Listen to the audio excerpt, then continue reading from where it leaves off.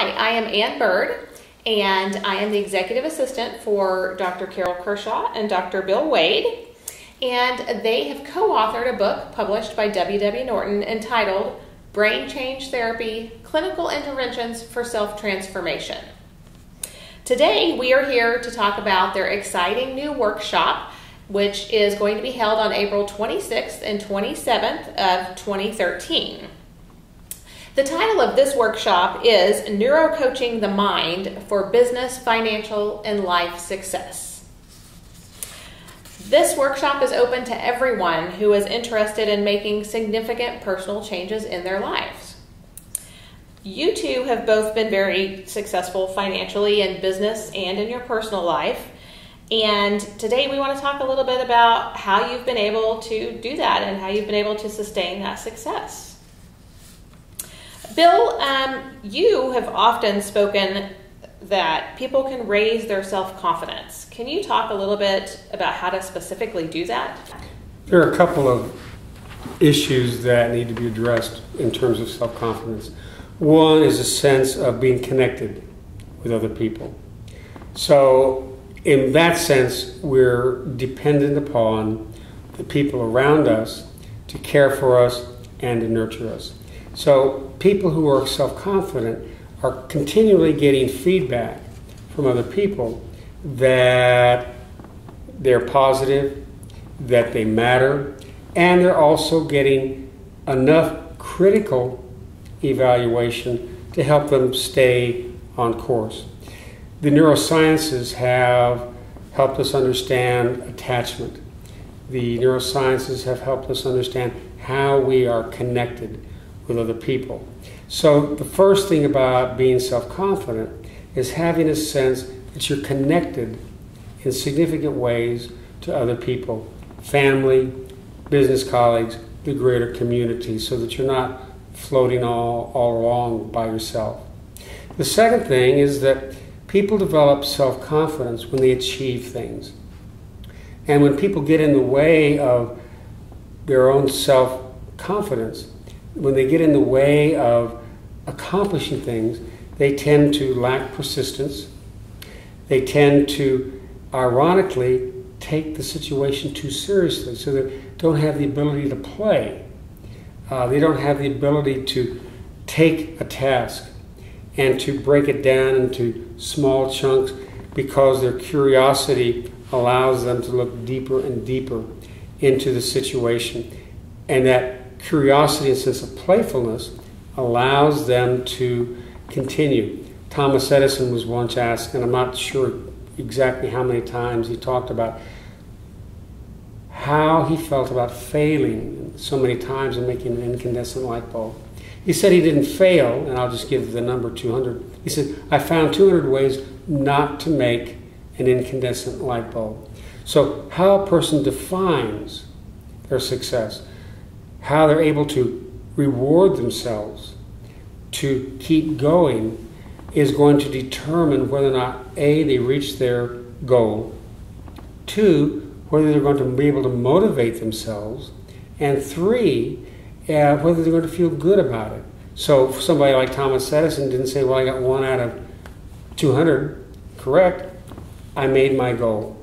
So learning how to motivate yourself, learning how to tap into your own natural curiosity, your own natural playfulness, is something that's important, that helps a person raise self-confidence and self-esteem. There are many self-made millionaires, parents who have successful kids, people who have lost weight and kept it off, and healthy long-term relationships. What do all of these people have in common? Well, several things, I would say. First of all, they know how to focus their attention in a very particular way. They make a positive meaning out of experiences, and they make good decisions based on the first two. Secondly, the focus of attention, if I could just expand on that a little bit, is really important, so that the way you focus on something leads you to run particular inner movies of how you think something's going to go. Most of us, for example, are always running movies of the worst possible future rather than thinking about the best possible future and the plan of action in order to get there.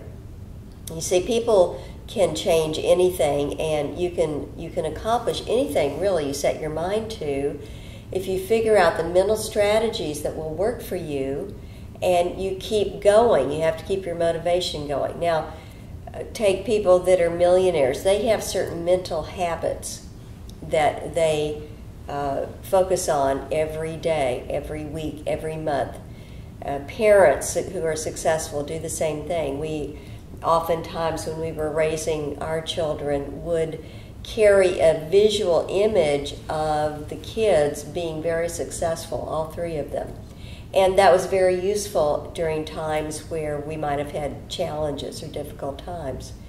And we felt that was very, very useful to us personally, just emotionally. So thirdly, the more people can practice positive states of mind, and it does take practice, the more you can do that, the more you can stay in, we call these your target states for certain activities that you need for longer periods of time, and therefore be very successful. Bill, I know you've spoken of 3 specific reasons why people don't achieve their goals. Can you talk more about that? Well, the first reason has to do with persistence. Anything worth accomplishing is going to be more and more complicated. If I'm going to do something that is ultimately interesting, it's going to have to be broken down. It's going to take persistence, like Thomas Edison creating the incandescent light bulb. So people get in their own way when they don't persist. If you think of a child learning to walk, the child stands up and falls down, stands up and falls down over and over and over.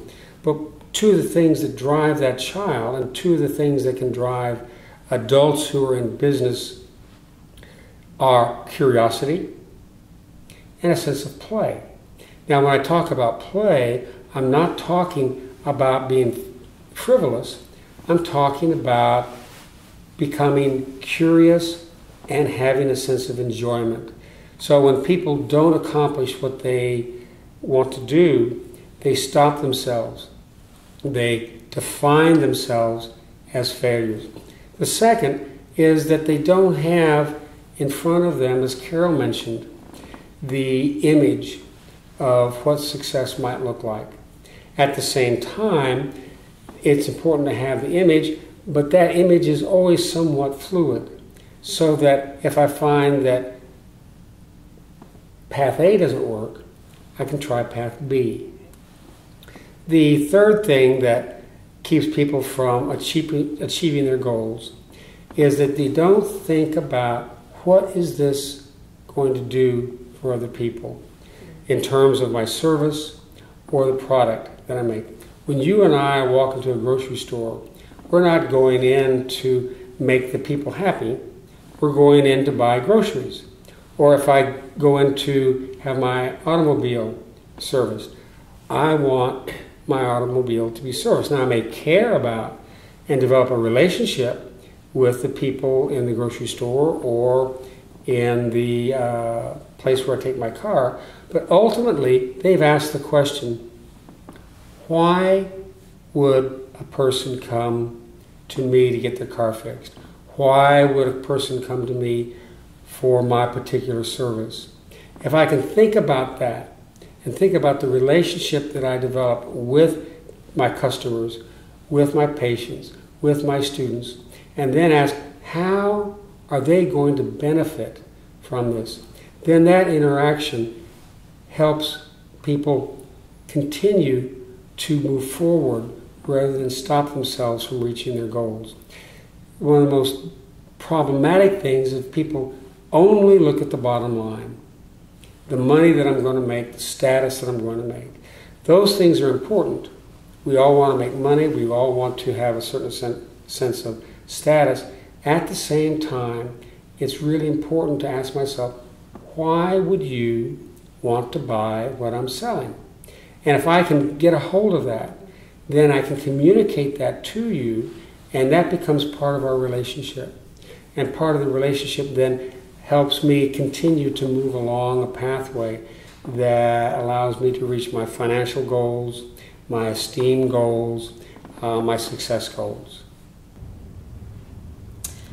As we're bringing this segment to a close, Carol, do you want to briefly summarize what we were talking about here?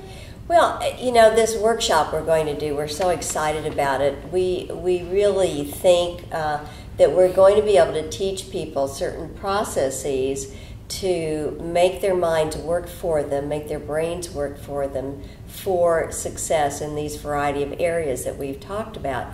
In addition, we're also going to be helping people create a plan of action, very specific plan of action, so that they can follow through once they have finished the workshop. So we'll be talking about motivation, as Bill was speaking about. We'll be talking about mental habits, some of what millionaires do in terms of creating mental habits, what successful parents do, what successful people do in their personal lives, so that people will have some things that they can specifically take with them at the end of these 2 days.